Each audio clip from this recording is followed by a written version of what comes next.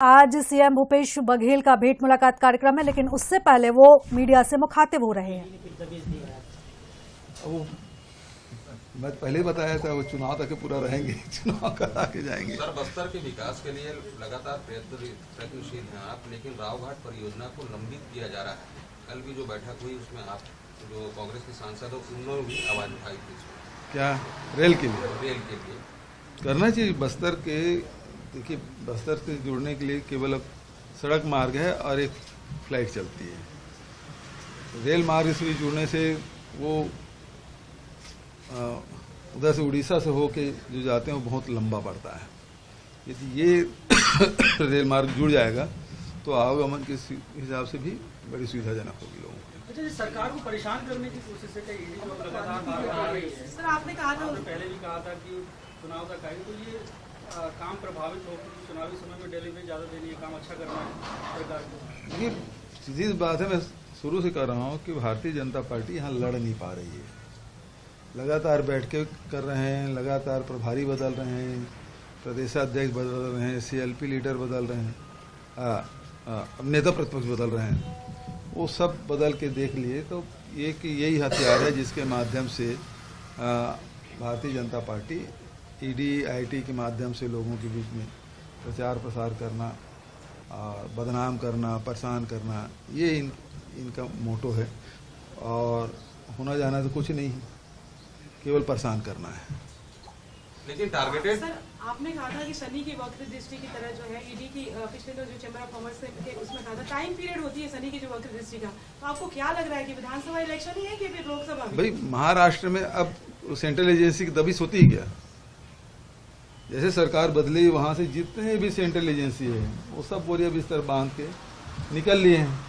अब चूंकि छत्तीसगढ़ में चुनाव है तो फिर इस प्रकार से कर रहे हैं। उनका तो उद्देश्य ही वही है। जहाँ जहाँ चुनाव होते हैं, पश्चिम बंगाल में पहले खूब चला था चुनाव पहले तक के, उसके बाद महाराष्ट्र में चला, यहाँ चला, उसके पहले कर्नाटक में चला था, अब यहाँ चल रहा है।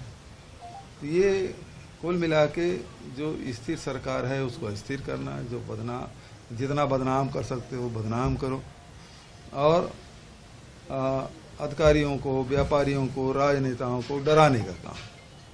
भारतीय जनता पार्टी धरना स्थल पे बैठक करने वाली जहाँ करे भाई, उसको क्या करना है। सर, इस मामले को लेकर ये केंद्रीय मंत्री हरदीप पुरी से भी शिकायत कर लिया, मंत्री गए हैं, क्या सांसद गए हैं, किस पार्टी को फंड है उसका भ्रष्टाचार, इनके जो भ्रष्टाचार है उसकी शिकायत की एक आध तो जांच करा ले।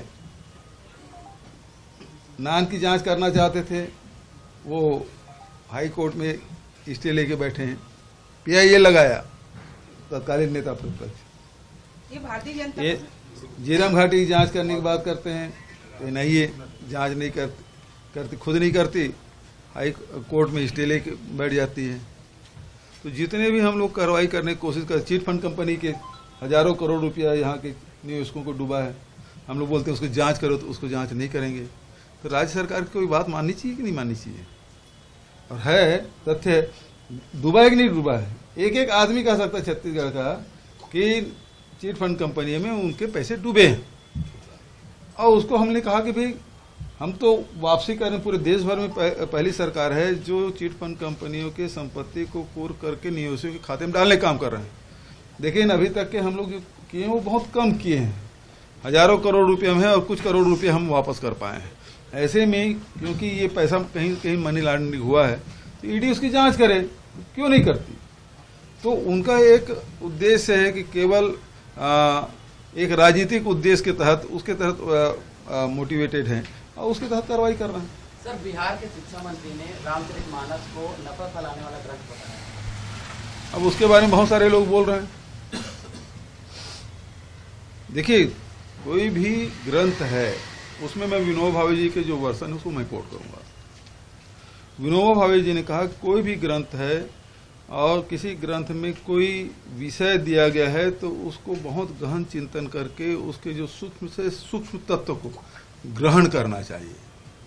आज दिक्कत क्या है कि हम ऊपरी ऊपरी सब बातें कहते हैं। रामायण में बहुत गुण तत्व दिया गया, तो उन गुण तत्वों को विवेचना करके हमको ग्रहण करना चाहिए। उस समय तत्कालीन जो परिस्थिति थी उसके तहत से वो रचना की गई। आज 600 650 साल हो गया रामायण की रचना की है, उसके पहले कितने रामायणों की रचना की गई है, कितने भाषाओं में रचना की गई है। तो उसमें जो मूल तत्व है, गुण तत्व है, उसको हमको लेना चाहिए, चाहे किसी भी धर्म ग्रंथ का हो। हमको उसी के जैसे लिखा गया वैसे ही मानना नहीं चाहिए, बल्कि आज की परिस्थिति में उसकी विवेचना करके उनके जो मूल तत्व है और जो उसमें सूक्ष्म जो तत्व है उसको हमको ग्रहण करना चाहिए। ये विनोबा भावे जी ने कहा, तो वो बात सही है। और आजकल ये सोशल मीडिया और इसके माध्यम से बिल्कुल सतही तौर पे सारी विवेचनाएं की जाती है और इससे समाज का भला नहीं होता, इसमें विद्वेष ही फैलता है। उसके जो मूल तत्व, रामायण की जो मूल तत्व है कि उसमें राम का चरित्र क्या है, भरत के चरित्र क्या है, हनुमत जी के चरित्र क्या है, लक्ष्मण का चरित्र क्या है, गुहराज निषाद के चरित्र क्या है, जटायु के चरित्र क्या है। तो इन चरित्रों को, उनके जो गुण तत्व है उसको हमको आत्मसात करना चाहिए, न कि ये सरफेशियल जो बातें हैं उससे किसका भला हो रहा है। बताइए भला इस सब बातों करने से किसी भी ग्रंथ की बात हो, जो 500-600 साल पहले, 1000 साल पहले जो चीजें लिखी गई है, 2000 साल पहले लिखी गई, आज के समय में वो रिलेवेंट है क्या?